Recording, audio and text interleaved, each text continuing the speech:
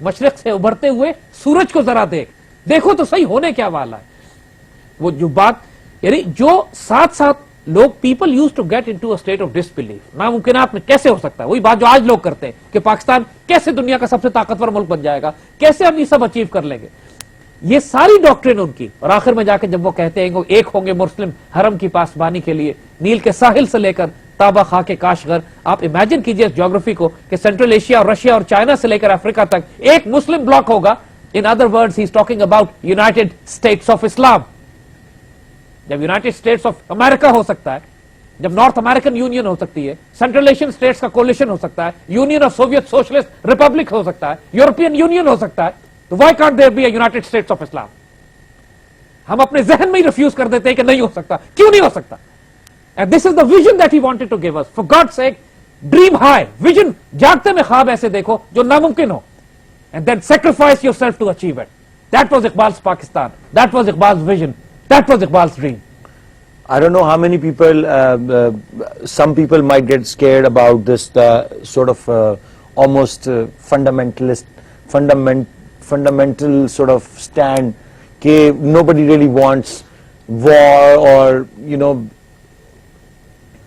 یعنی کہ کسی کے ساتھ آمنے سامنے نہیں کھڑا ہونا چاہتے کسی بھی طاقت کے ساتھ. Most people, because they are the way they are, the education system, the lives دیکھے, وہ جو آپ ایک بتاتے ہوتے ہیں کہ پیدا ہوئے, میٹرک کیا, نوکری لگی اور بی اے کیا, نوکر ہوئی اور مر گئے. تو obviously زیادہ تر لوگ اسی کے تحت چلنا چاہتے ہیں کہ بھئی نکرے نیوے ہو کے زندگی گزارو, یعنی کہ اتنے بڑی چکروں میں کیسے پڑتے. ایک بریک لیتے ہیں, اس کے بعد آ کے ان لوگوں سے سوالات کریں.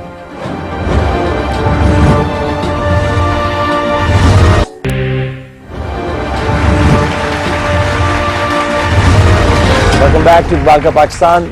The revolution is on the television and we have the audience today which are going to ask us question about this ideology. Anyone with any questions? جی سر. میرا یہ کوشچن ہے کہ اقبال نے اپنے ایک شعر میں فرمایا تھا کہ میرے درویش خلافت ہے شمشیر تیری, اور دوسری جگہ ابلیس کی مجلس شورا میں اقبال ابلیس کے ہی منہ سے کہلواتے ہیں, جس میں ابلیس کہتا ہے کہ ہے اگر مجھے خطرہ تو اسی امت سے, ہو نہ جائے آشکارا شرع پیغمبر کہیں. کیا اقبال یہی ان کے آگے نظر میں تھا کہ جو یونائٹڈ اسٹیٹس آف اسلام کا کانسیپٹ ہے کہ پاکستان میں عنقریب خلافت کا قیام ہو, اور اس کی وہ بنیاد جو پوری یونائٹڈ اسٹیٹس آف اسلام کی اس کا ایپی سینٹر وہ پاکستان کی ریاست ہو؟ بالکل. دیکھو بچے, پہلی بات تو یہ کہ اقبال نے صرف یہ دیکھو جس تھیٹر آف آپریشن میں اللہ تعالیٰ کام کرنا چاہتا ہے نا, try to first understand the wisdom of اللہ سبحانہ و تعالیٰ. اقبال بار بار اپنی ڈاکٹرن میں کہتے ہیں کہ خودی کا ترجمہ ہو جا, خدا کا رازدار ہو جا. انسان دنیا میں بھی جب آپریٹ کرتا ہے تو you have to understand the wisdom of اللہ سبحانہ و تعالیٰ کہ اللہ نے اس کام کو اس طرح کیوں کیا ہے. دیر واز اے ٹائم کہ جب اللہ نے خلافت اور لیڈرشپ عربوں میں دی تھی, عربوں میں کئی سو سال تک خلافت چلتی رہی, مگر دیر واز اے ٹائم کہ جب عربوں میں قابل لوگ باقی نہیں بچے تو باقاعدہ مسلم دنیا میں حیرانی ہو گئی, پریشانی ہو گئی. اسکالرز کے پاس جواب نہیں تھا کیونکہ there was a strong belief کہ لیڈرشپ ہمیشہ قریش میں سے اور عرب میں سے ہی ہوگی. خلیفہ آپ دیکھیں گے عباسی خلافت کے آخر تک ہمیشہ عرب میں سے آتے رہے, لیکن then there was panic, there was confusion, کیونکہ عباسی خلافت کمزور ہو کے اتنی ہو چکی تھی کہ اب مسلم ورلڈ کا پریشر, وزن, ذمہ داری حفاظت نہیں کر سکتی. تو اس وقت اللہ تعالیٰ نے عثمانی ترک بھیجے جنہوں نے قسطنطنیہ فتح کیا, جنہوں نے مسلمانوں کی عزت اور آبرو کی حفاظت کی. یہ سارے چنگیز خان کی اولاد تھے, ہلاکو خان کی اولاد تھے, جو یہاں پر آئے اور مسلمان ہو گئے اور اس کے بعد ایک شاندار اسلامی تہذیب بنائی. تو اس زمانے کے اسکالرز نے اس بات کو سمجھتے ہوئے کہ اللہ کی وزڈم اب یہ کہتی ہے کہ یہ خلافت اب ترکوں کے پاس جانی چاہیے, تو خلافت عباسیوں سے لے کر ترکوں کو دے دی گئی, اور کئی سو سال تک ترک پھر مسلمانوں کی حفاظت کرتے رہے. خلیفہ بیکیم ٹرک. اب اس کے بعد جب خلافت عثمانیہ بھی ختم ہو گئی, عرب بھی ختم ہو گئے, تو اس کے بعد یہ خلافت کس کے پاس جانی چاہیے؟ اور پھر اللہ نے اپنی وزڈم میں اس صدی میں 19ویں اور 20ویں صدی میں اگر کوئی گریٹسٹ تھنکر اور فلاسفر پیدا ہوا ہے تو وہ فارسی اور اردو بولنے والا آیا. دیٹ مینس کہ یہ خطہ اللہ تعالیٰ نے سلیکٹ کر لیا ہے, ورنہ اللہ تعالیٰ ہر دور میں, حضور کی حدیث ہے کہ اللہ تعالیٰ, جس کا مفہوم ہے کہ ہر 100 سال بعد اللہ تعالیٰ ایسا اپنا کوئی بندہ بھیجتا ہے جو اپنے دین کو ریوائیو کر دیتا ہے.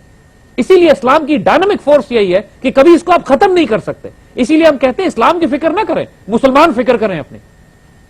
اسلام کو کچھ نہیں ہونے والا, قرآن کو کچھ نہیں ہونے والا, ان کی ذمہ داری اللہ نے لی ہوئی ہے. اسلام اگر ختم ہو گیا تو قیامت آ گئی نا, پھر تو ختم معاملہ. تو اسلام کی ڈونٹ وری اباؤٹ دیٹ. تو اللہ تعالیٰ نے جب دیکھا دنیا میں, افریقہ لے لیجئے, سینٹرل ایشیا لے لیجئے, یورپ لے لیجئے, مڈل ایسٹ لے لیجئے, گریٹر مڈل ایسٹ لے لیجئے, خراسان لے لیجئے, لیکن اللہ تعالیٰ نے وہ بندہ کدھر پیدا کیا؟ سیالکوٹ میں. وہ بندہ پیدا کیا پاکستان میں, اور اس بندے نے آ کے فارسی اور اردو میں, کیونکہ ہمارے بڑے فارسی بھی سمجھتے تھے, اور یہ جو بلاک ہے پاکستان سے نکل کر آپ ایران, سینٹرل ایشیا تک جائیے, یہ سارا پرشین سپیکنگ بلاک, اور پورے انڈیا کے مسلمان اس زمانے میں فارسی سمجھتے تھے. اٹ واز ریکوائرڈ کہ اس باتیں فارسی میں کی جائیں. ہمارے بزرگ چونکہ سارے انٹلیکچوئل, ہماری اشرافیہ, ہماری ایجوکیٹڈ ایلیٹ کی سمجھتی تھی اس بات کو. لہذا اس سارے ڈومین میں جو اصل کلام فارسی اور اردو میں ان کا کیا, مقصد ہی یہی تھا کہ اس خطے پہ کام کرنا. اقبال کا سارا فوکس جو تھا وہ ایران کے اوپر تھا, سارا فوکس افغانستان پہ تھا, سینٹرل ایشیا پہ تھا. آپ نے ایک شعر کہا کہ تہران ہو اگر عالم مشرق کا جنیوا, شاید کہ اقوام عالم کی انسان کی تقدیر بدل جائے. یعنی اگر تہران جنیوا بن جائے, سینٹر آف گریوٹی بن جائے, تو پھر اقوام کی تقدیر بدل جائے. پھر وہ کہتے ہیں کہ ملت افغانستان کے بارے میں انہوں نے کہا کہ آسیا یک پیکر آب و گلس, ایشیا جو ہے مٹی اور پانی کی جغرافی ہے, اور ملت افغان اس پیکر کے اندر جسم میں دل کی حیثیت رکھتا ہے. در فساد فساد آسیات, یعنی افغانستان میں اگر فساد ہوگا تو پورے ایشیا میں فساد ہوگا, افغانستان میں امن ہوگا پورے ایشیا میں امن ہوگا. یہ ڈیفائن کر دیا کہ افغانستان کا رول اسٹریٹجک ہے as far as the centre of gravity of peace is concerned in the region. آج آپ دیکھ رہے ہیں نا کہ افغانستان کے فساد کی وجہ سے پورے ایشیا میں فساد ہے. تو اسی طرح اقبال نے جو آئیڈیولوجیکل ریاست بنانے کی بات کی, وہ صرف ایک پہلا سٹیپ تھا. پاکستان مقصود نہیں ہے, مقصود کو حاصل کرنے کا ایک ذریعہ. Pakistan is not the end, but اور جیوگرافیکل باؤنڈریز جو ہیں وہ بھی. اور پاکستان کی دیکھیں, جب اسرائیل کی کوئی جیوگرافک باؤنڈریز نہیں ہے, اگر آپ نوٹ کریں, اسرائیل کی ریاست جو انہوں نے آئیڈیولوجیکل بنائی ہے 1947 میں اسرائیل, 48 میں اسرائیل کو دیکھیں اور آج کے اسرائیل کو دیکھیں, دنیا کا واحد ملک ہے جس کی کوئی جیوگرافی نہیں ہے. اپنی مرضی سے جیوگرافی چینج ہوتی رہتی ہے. اسی طرح پاکستان بھی ہے. پاکستان کی فی الحال آپ کو جو جیوگرافی نظر آ رہی ہے نا, وہ بھی چینج ہوئی ہے. 47 میں جو تھی 71 میں ٹوٹ کے چھوٹی ہو گئی. ڈزنٹ میٹر, اب چھوٹنا نہیں ہے, اب اس نے بڑا ہی ہونا ہے. اس پاکستان کی جیوگرافی بھی چینج ہوگی, because Pakistan is not name of a geography, it is a name of a romantic ideology. اور اس آئیڈیالوجی کے لیے بیس یہ دیا گیا ہے آپ کو. اور علامہ اقبال کا ویژن بھی یہی تھا کہ اس جگہ کے لوگ, اس خطے کے لوگ, علامہ اقبال کا جو کانسیپٹ ہے کہ جو مسلم ریاستیں آپ کو نظر آتی ہیں, فی الحال ہر ریاست اپنے آپ کو ری آرگنائز کرے. ایران اپنے آپ کو ٹھیک کرے, افغانستان اپنے آپ کو کرے, انٹرنل لیول پہ اپنے آپ کو کرے, بعد میں اپنی defence, foreign policy, economy, currency, اپنے تمام اسٹریٹجک افیئرز یہ کمبائن کر کے ایک بڑے بلاک میں بن جائے, جس کو ہم یونائٹڈ اسٹیٹس آف اسلام کہہ رہے ہیں, جس کو خلافت کہہ رہے ہیں. اقبال کو خلافت کے ٹوٹنے کا شدید دکھ تھا.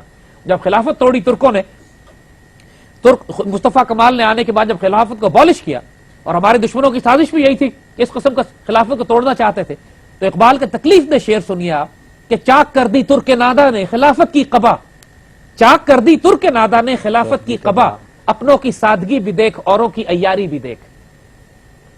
اپنے آپ کی دیکھو کہ ہم کتنے احمق تھے اور دوسرے کتنے ہوشیار تھے, اور ان دونوں کو بلیم کیا, صرف اپنے آپ کو بلیم نہیں کیا, نہ صرف دوسروں کو بلیم کیا.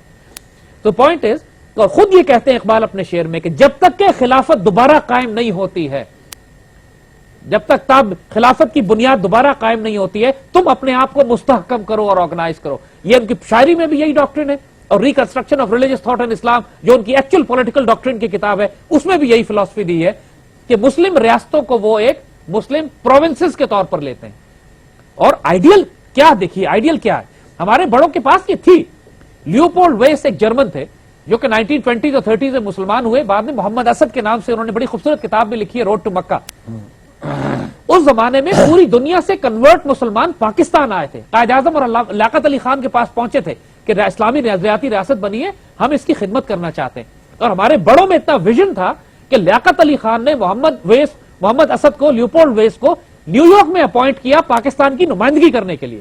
Because he was a European, he could speak English, he had the confidence to speak with the Americans. انہوں نے کہا جی مسلمانوں کی نمائندگی پاکستان کی آپ کیجئے.